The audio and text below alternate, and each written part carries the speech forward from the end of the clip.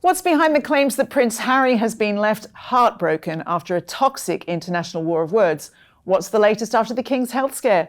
Why has Prince William hired Diana's divorce lawyers? And which friend of the King has called Meghan crazy? Wow, we've got a great show for you today.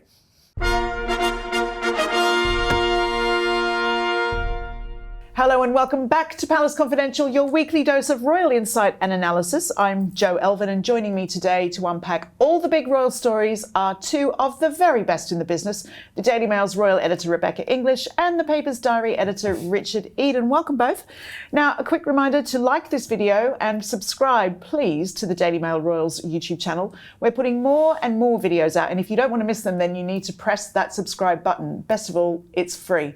Now, up next is a very special Q&A we did with Robert Hardman earlier this week, who answered our viewers' questions about the King, with some surprising answers in there. Stick around to the end of the show when that will play after. You won't want to miss it. So let's get cracking. Rebecca, let's kick things off with the Princess of Wales, Catherine, who put out a very moving message for Mother's Day. What did she say? Well, this is a bit of a departure from what we've been used to in previous years. It was a video that actually didn't really feature her, apart from her arms in it, and I think we saw Prince William's legs at one point. But what she wanted to emphasise was the natural world and how much, as a mother who's been going through cancer in the last year, that she has taken kind of solace from it, and how important it is for us all on something like Mother's Day, when we look at the important people in our lives, to maybe just strike a little bit of a balance there. So, you know, some people will like it, some people won't, but, you know, it was a point, again, that she very particularly wanted to make. Lovely. But, Richard, let's move to a rather cheeky story that got a lot of people talking. Why has William hired Princess Diana's divorce lawyers? Are you about to break many viewers' hearts? Oh, no. Perish the thought, perish the thoughts. There's no... Honestly, I just can't imagine that scenario, can you? No. I can't imagine it. No, there's no divorce on the agenda. Yeah. All it is that Prince William has started using new lawyers. He's broken with the tradition of the royal family, who've used a particular firm called Harbottle and Lewis for decades, but he wants to strike out on his own. And what he's done is go back to the lawyers who his mother relied on, Mishcon de Rea. She used those in her divorce from Prince Charles, and he's using them for all family matters. And I mean, obviously in most families, you know, what lawyers do you use? Hopefully you don't use any lawyers, but for the royal family, they do use lawyers quite a bit. And it's very significant. It really is the talk of the palace and legal circles. I mean, to give you an idea of the significance of Mishcon, when Princess Diana was at her lowest ebb and feared for her life, she wrote a note saying that she feared she was going to be killed in a car accident. And she spoke to Lord Mishcon, the co-founder of the firm, and he made notes and he put them in a safe that he then produced when she was killed in a car crash 2 years later. Gosh. So she had absolute trust in Mishcon, and it is genuinely interesting that Prince William has started using them again. Interesting. Well, you can read Richard's piece on Mail Plus. We'll put a link to that below. Now, let's talk about the King now, Rebecca. He gave us all a bit of a scare this week, didn't he, with a new health development? He did, but the good news is the minute we wrap up filming, I'm about to rush off and do an engagement with him, which I'm pretty sure Of course you are. I'm pretty sure he wouldn't be doing if he was still feeling terrible. But it's still serious. It's a reminder for us all of what this incredibly brave and dignified man is going through on a personal level. We were told by the palace very late on Thursday night that he had unfortunately suffered some side effects of the ongoing cancer treatment that he's having on a largely weekly basis, and that he had to go into hospital for observation. I mean, by the afternoon, you know, late afternoon, he was back at home at Clarence House with Queen Camilla. They had dinner together, he was working. So I think it was only, you know, a very brief issue, but the doctors decided to err on the side of caution and cancel his afternoon engagements and also a string of engagements in Birmingham the next day. I was told by people, actually, he probably was well enough to do Birmingham, but they said, you know what, let's just be on the safe side. Yeah. He'd already planned to go to Highgrove for the weekend because it's the last weekend he can be there before the gardens open up for charity for the summer, so he decided to go and have a nice long weekend of R&R. But he's been back working every day this week. But as I say, I think it's a reminder to us that this is a man who is, as often has been described to me, is living with cancer on an ongoing basis. And you know, sometimes we all need to remember that and cut him a little bit of slack. Well, it sounds to me, Richard, like perhaps a lot of people would think the King needs to remember that. Do you think that, as a relief that it is that, you know, he's doing well, do you imagine that a lot of people inside and outside the palace are sort of begging him to please relax, slow down? Yeah, I mean, let's put this in context. Remember, he's our first monarch ever to have publicly been known to have cancer. I mean, you know, remember when his grandfather, George VI, had cancer, he wasn't even told himself of the diagnosis. It's extraordinary, isn't it? He underwent an operation to remove malignant tumour, but the doctors didn't even tell him. So, you know, there's no question of the public known. So here we have our monarch, our head of state, who is undergoing this very lengthy cancer treatment.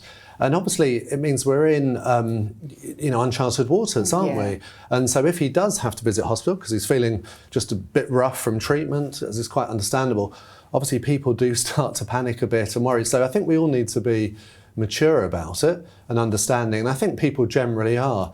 But I do get the sense that the Queen is very keen to slow him down a bit. I think she'd rather, frankly, that he was, you know, relaxing in the garden and not doing any jobs at all, but that's just not him, is it? Good luck with that, Her Majesty. And sorry to interrupt, it's worth noting, because I asked the palace, like, because it was only a brief hospital stay, you know, why did you put this out publicly? Because Richard's right, in the old days, even with Queen Elizabeth, you know, she once had an overnight stay in hospital, you know, in the years before her death that we weren't told about. And there was quite an outcry about that because she's our head of state and she requires an overnight hospital visit.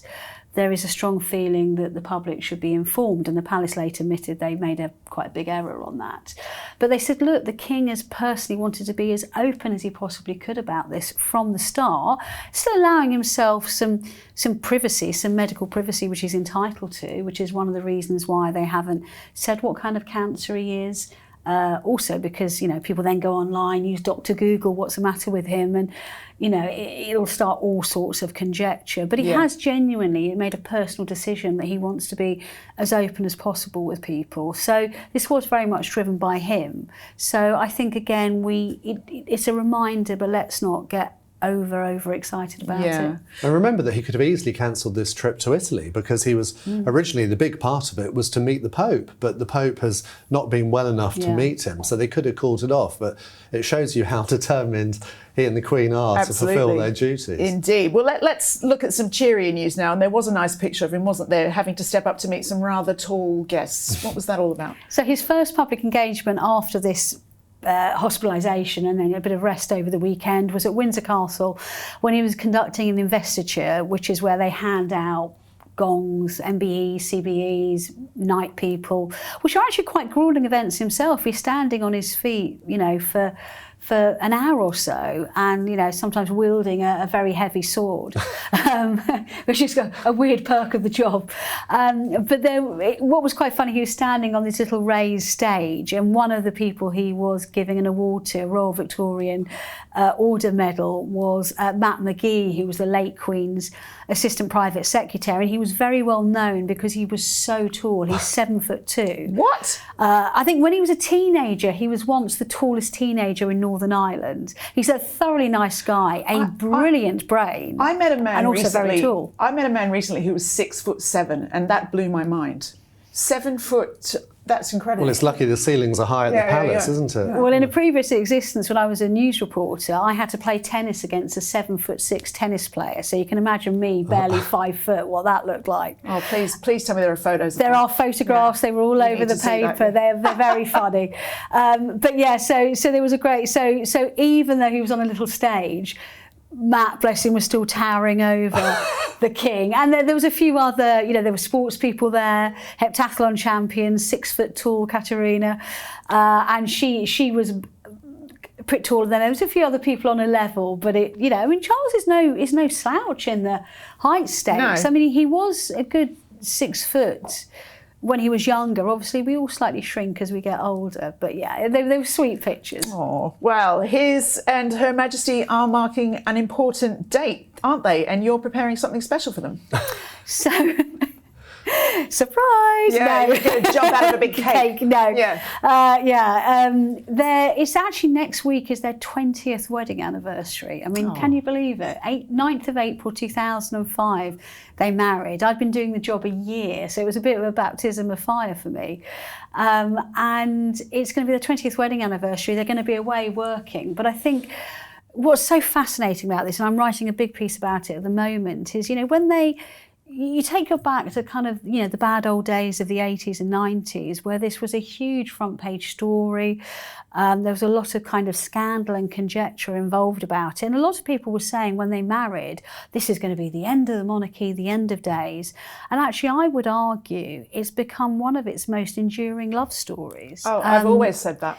Yeah. It's really remarkable. Mistakes have been made over the years, but they're a really rock solid couple. And I think we've seen that more than ever in the past year. So yeah, hopefully there'll be something in the paper about that over the next couple of days. Okay, we'll look forward to that, everybody. But let's move on to a slightly sourer subject. There was a troubling story, wasn't there, Richard, about a woman involved in the Prince Andrew scandal?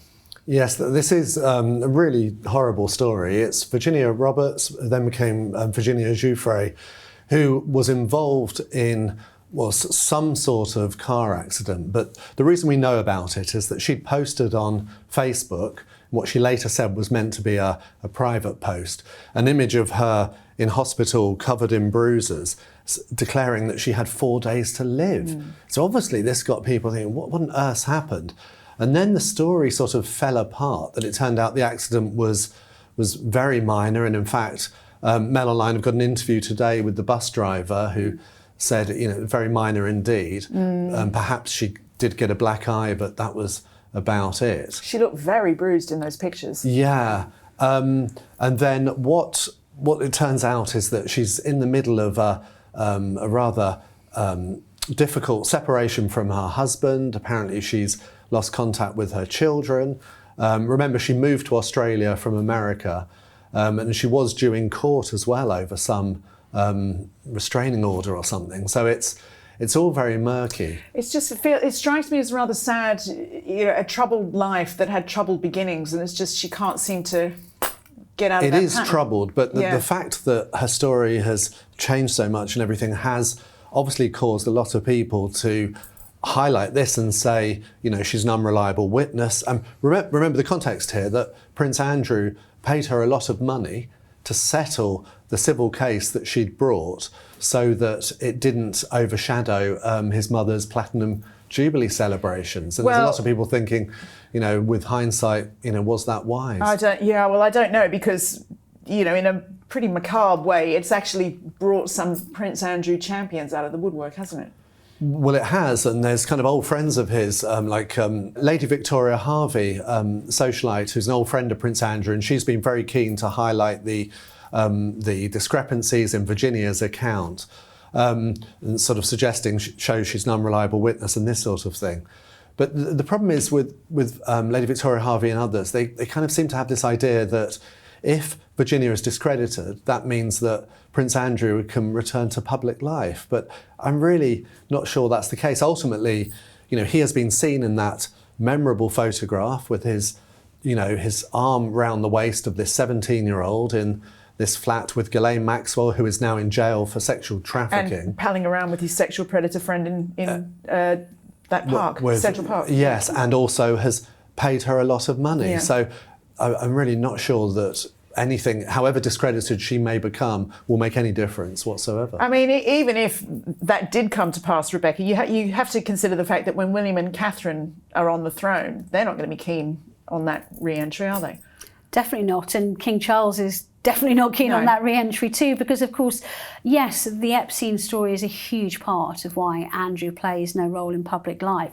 But it's much more than that. Don't forget, there was the rumbling scandal over the very unsavoury characters he mixed with on the world stage, the money he's taken from various people. So it's much bigger than that. And I think there genuinely is no going back from him, regardless of what happens with Virginia Guiffre. Right, well, let's turn to a couple of your comments now. And first up, we got this from Lynn in response to our video of Robert Hardman answering your questions about the King. Getting Poundbury done should be considered a standout achievement of Charles, plus the push to do a duplicate in Cornwall, also turning Highgrove into good work for charity. He's been underestimated most of his life, and undeservedly. Now, a reminder that if you missed that video, it will play straight after this. To last week's show now, and we had more than 2,500 comments, including this pertinent question from Nasifa, who asks, for anyone to spend their lives being 100% philanthropic implies they're rich and have money from elsewhere to keep up their lifestyle. Harry has mentioned that his family cut him off and now he has to work to provide for his family. So my question is, how is he able to do just charity work? Rebecca, do you have any theories on that?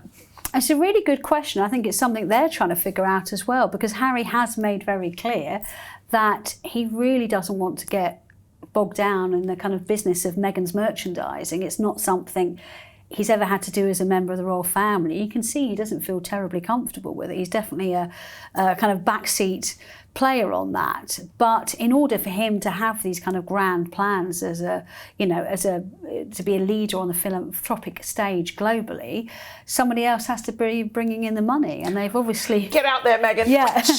You know, they've committed with a mortgage, I might say, to this massive multi-million-pound property in Montecito. And I would argue, myself coming from quite a parsimonious background, that you only buy the big house if you make the big bucks, you know, and they were doing that almost on the promise of what they were going to earn. That's what always fascinates me about the whole, they need to earn their own money. It's like, they don't have to live in a Montecito mansion. No one. But it's almost like they assume they do have to. Yes, exactly. Or clearly they wanted to. Yeah. We all want a lot of things in life. Whether we can afford them's another question. So yes, I think this is an ongoing issue for Harry. Well, on the subject of Harry, Mojo has this to say: whether it's true or not that Harry is a misogynist and misogynoir against black women who bullies and harasses, as stated in the article, I find it interesting that he's accused of the same issues that he accused his family of. I strongly suspect Harry is none of those, just as his family is not. Perhaps he will reflect on that. Interesting point. And Harry's charity row has created a new hero in the eyes of some of our viewers, like Heather, who writes, am I the only one who thinks Dr Sophie is kinda completely awesome? She is the bomb. While not everyone was happy with last week's show, including Christine Robinson, who said, the childish humour in this has made me switch off. Grow up, ladies. Well, thanks for calling us ladies, Christine. At least she was polite. You're not the first person to tell me to grow up. You probably won't be the last. But please do keep those comments coming in and you might find yours read out or your question being asked. Right, let's get back to it. And there has been another extraordinary week of rows, claims and counterclaims over Prince Harry's charity, or should I say former charity, Sentebale. Richard, if at all possible, try and quickly recap us on what on earth's been going on. Yeah, I mean, quickly is hard because there's been so much said on either side. It's become a genuine war of words. Oh, yeah. And it's very sad. I think, first of all, we should say, you know, this was a charity founded to help some of the most deprived people in the world, and it was children who've lost parents due to the AIDS crisis. And so the prospect of these kind of very wealthy or well-off people arguing about things is really the opposite of what charity should be all about, no? But on that level, what has happened here, some of the claims that have been made. I mean, let's start with one that I found fascinating. It related to, last week we discussed that incident at the Polo where we'd had the awkward, and we discussed it at the time, where we had the awkward body language between Sophie Chandauka and Meghan, where she moved the trophy presentation. Well, now we've learned some of the background to that, and it's really interesting. So what it was that they had a venue arranged for this polo match in Miami to raise funds for Sentebale. But then, according to Dr Chandauka, Harry announced that he wanted to bring the Netflix cameras because he was making a new series for Netflix to make money for himself, all about polo, and he wanted to film here. Well, the people who'd agreed out of charitable, presumably for very little money, if any at all, to let their ground be used, weren't happy about this because, well, it's gone from being a charity event to being a commercial event. And then they asked for a lot more money and it became untenable. Yeah. So she had to find, she said, at 30 days notice, a new venue, which she did, to be fair, with the help of Harry and his old friend, I think it's Nacho Figueras.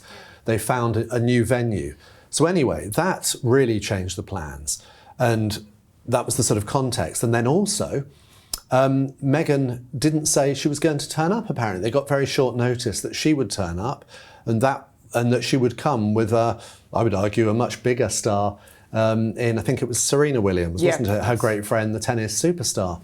And so that brought its own difficulties, and it meant, in Dr Chandauka's words, that the sort of choreography of the trophy presentation became very hard and disorganised. So, Rebecca, Dr Chandauka's interview was eye-opening, to say the least. What stood out for you in what she's been saying? I think she went further in every respect than anybody thought. It was punchy. I got sent the full transcript by Sky News before it came out, and literally sat there with my jaw dropping. I mean, she accused. I think what was interesting when we discussed this on the programme last week, although it was bad news for Harry and the charity, he wasn't being overly directly accused of anything. Certainly on her Sky News interview, she absolutely doubled down on this and laid the blame firmly at his feet. She personally accused him of bullying and harassment at scale, were her words. She made it very clear that what was happening with the trustees was also being driven by him. Again, she raises issues of racism, of misogyny. She could not have made it any clearer that she blamed Harry for this. I mean, to be fair, she also said, look, I did have a good relationship with him to start off with. And she very much made clear that, as Richard was rightly describing, it was the whole debacle over that polo match that changed things for her, that she said it was very clear to me that, you know, I had a target on my back from Prince Harry as a result of that. Because allegedly she wouldn't brief the media that there was no problem at stage. Absolutely. Yeah. You know, and what we've subsequently learned, and I've had this, you know, confirmed by my own sources, is that after Meghan started receiving criticism over this kind of terrible looking choreography on stage, Harry sent her a text message saying, explain yourself. What are you going to do about this? I mean, think about this. Why on earth should she have to? This is, you know, a distinguished person who has got involved with the charity. So I don't think she's even paid in her role as chairman. And then she said, you didn't want to have to, why should I get drawn into the Sussex PR machine? It's got nothing to do with my job. I mean, it's outrageous if you think about it. Exactly. She said, look, we're not an extended arm of the Sussex PR machine. If they have an issue, they need to explain themselves. I have to focus my work on what we're doing as a charity. We have 540 employees in Southern Africa, in Lesotho, in Botswana, and we are working to help, as Richard says, some of the most deprived children in the world. That's my focus, not them. And then we had this rather bizarre intervention from a so-called friend of Harry's. What was said there? Yeah, I should say he's quite a character that us in the diary world have known Alex Rayner. For many years. He's a PR man, but I'll let you explain. Yeah, well, my colleague ALISON BOSHOFF got a really quite incredible, I'm not necessarily saying that in a good way, interview with Alex Rayner, saying he had spoken to, or at least had been in text contact with Harry over the weekend and had his express permission to talk to this. And he spoke about how Harry felt he had a finger cut off by having to leave the charity, how devastated he was, but then went on to make some of the, you know, extraordinary claims about Dr Chandauka in particular. And there was one comment that I think was terribly shocking, in which he said that what her attack on Harry and Sentebale had been prompted by the fact that her nose was out of joint for being the least important black woman on the stage. That she was jealous of Meghan, essentially. I couldn't roll my eyes further back in my head at that. To me, it's like classic sexism that demeans both of them, actually. Imagine saying all her serious concerns, and he's just saying, you're jealous of my wife. I mean, that's disgusting. But that's, well, we should say we don't know that Harry has said that. This was a theory from this Alex. He said that he was speaking on Harry's behalf. Now let's, Richard, to a piece by your colleague Richard Kay, a friend of the show, who asked, what does Harry have left after this fallout? It was interesting, wasn't it? What do you make of that? Well, this was a really interesting piece by Richard, and what he was focusing on is something we discussed last week, was that the two aspects of Harry's life since leaving the royal family that he really cared about were Sentebale and the Invictus Foundation.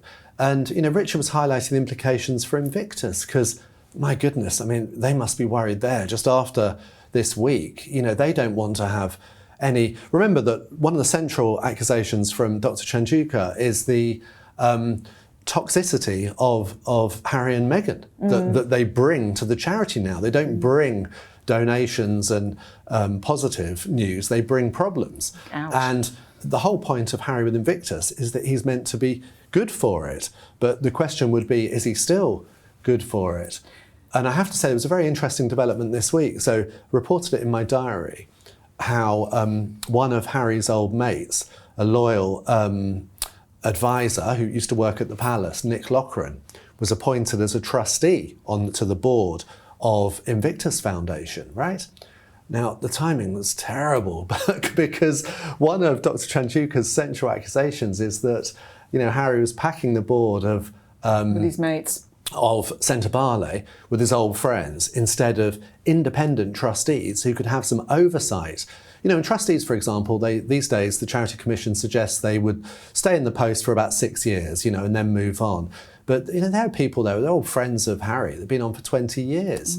So she was saying that is not a good way to operate. So the fact that's happening at the same time at Invictus, I have to say, I like Nick Loughran, a great guy, but the timing is awful. But do you think, so much focus has been on that video from that polo match. Do we actually think that if that situation hadn't played out, then Harry might still be part of Sentebale?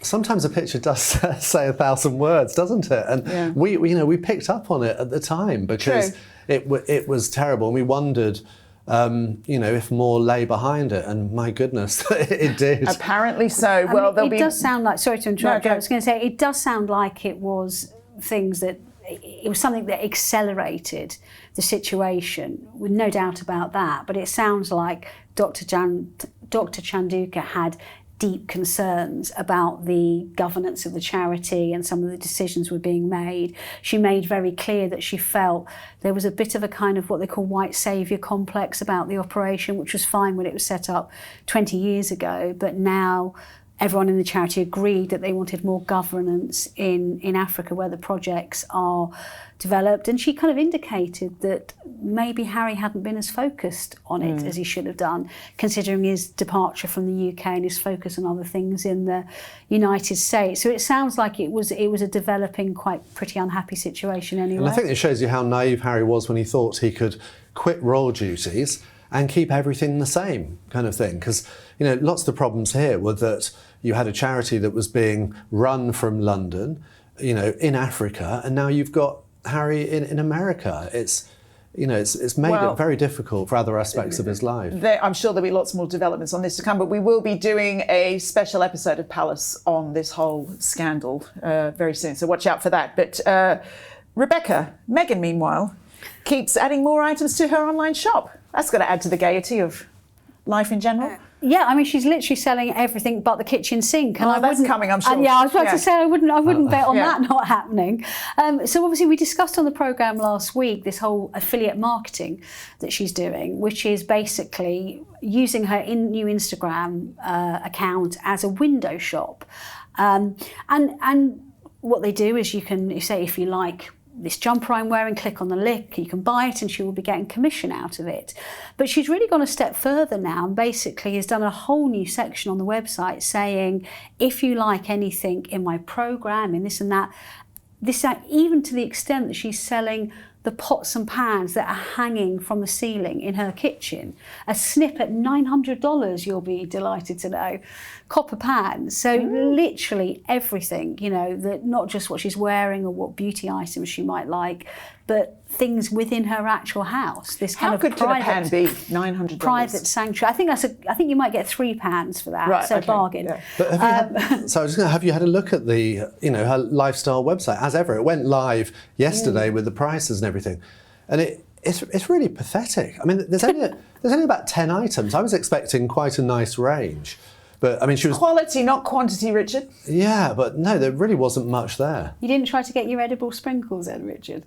What's $15, I think, for a Yes, tiny they were. little tin? Well, I was going to Well, according to Meghan, it's sold out. So, yeah. Well, I was going to say, you know, the second aspect of the money making this week is as everything has gone live, and it's the jam. We cannot forget that raspberry jam, the edible sprinkles, the pancake mix. There's a cookie mix with edible sprinkles to go onto it. It's ranging, I think, between $8 and about $14. I know there's some honey that's about $28. All right, yeah, I feel like we're doing an ad for it now. Yeah, but come on, Yeah. sold out. You know, give me a break. I mean, that's the oldest marketing trick in the book. Oh, don't be Yeah. so cynical. No, She's come got on. a lot of people who would want all that You know, stuff. how many did they actually have available yesterday? I don't know. I guarantee if you go back on there the day after, there'll be more. All right, well, I think a available, few you know? people in the comments might hold you to Well, that. But interestingly, I went on the As Ever site when I heard it had gone live within about 3 or 4 minutes, and already a lot of the items are either showing sold out or coming soon. It was kind of slightly all over the place, and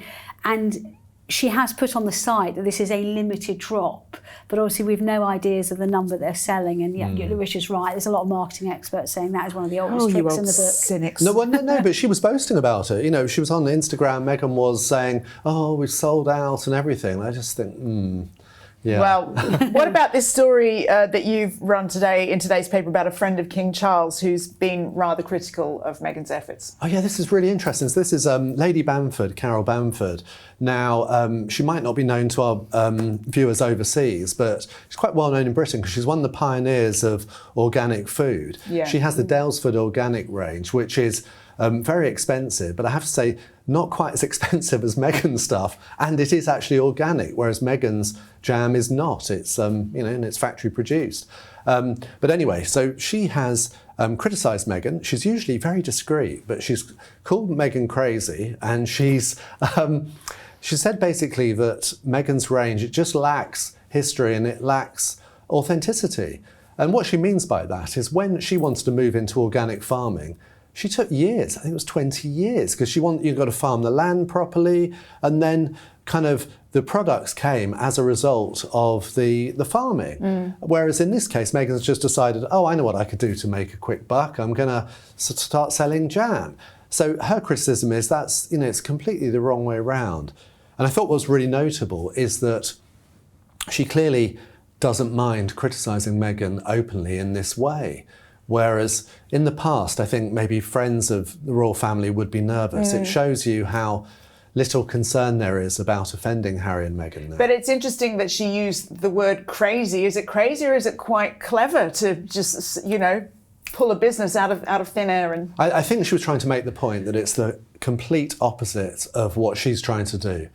She's trying to do something authentic. This is, you're getting something that we've produced lovingly.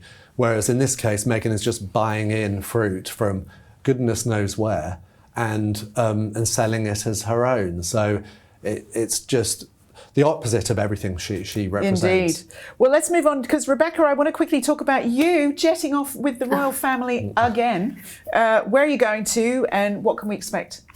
So next week, King and Queen's state visit to Italy is going ahead, not to the Holy See because we've discussed the Pope is not well enough, but their state visit to Italy is going ahead, and the same number of engagements they'd always been planning to do in Italy. They're going to be in Rome and then Ravenna, and it's going to be a celebration of Anglo-Italian ties. So we're going to see the King he's going to become, I think, the first foreign dignitary ever to be invited to address the joint meetings of the Italian Senate. We're going to see a lot of military. We're going to see fly past. We're going to have a state banquet. Can't I come with you? You're going to have some great food as well. I just know it. Pasta. Oh, so jealous. Actually, rarely, because I always tell you how hard these jobs are. Oh, And they here are we go. genuinely hard. You're at it from kind of crack of dawn till late at night, but we have been asked what sandwiches we'd like on the bus, and being Italian, we've been offered a little selection. You're going to get some amazing so I'm focaccia. very excited. I don't know, they discussed the bread that we were going to have. I'm very excited about that. They're also going to Ravenna, which is somewhere I've never been. They're going to see Dante's tomb there, the home that once Lord Byron lived in. He was known as the Mad Englishman. So it's going to be a really great state visit. Pray for our poor Rebecca. She does suffer for her work. But if we do have any palace viewers from Italy, please let us know in the comments below. And if you're anywhere near the places where the King and Queen will be visiting, keep an eye out for our Rebecca and give her a sandwich, because I don't think you're going to get that many, are you? No. Well, listen up. It is time for our unsung royal hero of the week. Richard, do the honours. Who are you nominating? Yes, it's someone who is royal. She's not a working royal, but it's Lady Gabriella Windsor, known as Ella Windsor. And she's just become a patron of a very worthy charity called Restore the Music. And it aims to help support music in state schools, which there's been loads of cuts. Music has often been seen as something which can easily be cut. Oh, don't wind me up. Yeah. So, you know, she's trying hard with that. And one of the things which viewers might be interested to know, I mean, it's a charity which was involved in Princess of Wales's Christmas carol concert. So Lady Gabriella was invited to sort of contribute her ideas and take part. And some of the musicians involved in this charity performed in the concert. So I think it's really nice that she's developing that. Shows a nice synergy, doesn't it, as well, that even though she's not a working royal, that there is some really lovely, inclusive, joined-up thinking in the family. Yeah, I mean, it's almost not nice to mention it, but Lady Gabriella's the one who had that terrible time because she's having a terrible she time. lost her husband at a young age. So I think, as well, it's a cliche, but it's a tribute to the healing power of music as well. Absolutely. A very, very fine nominee. Now, a moment ago, Rebecca was telling us about the King and Queen's trip to Italy next week, which gave us an idea to pull out some of our favourite pictures of the royals visiting our Italian friends over the years.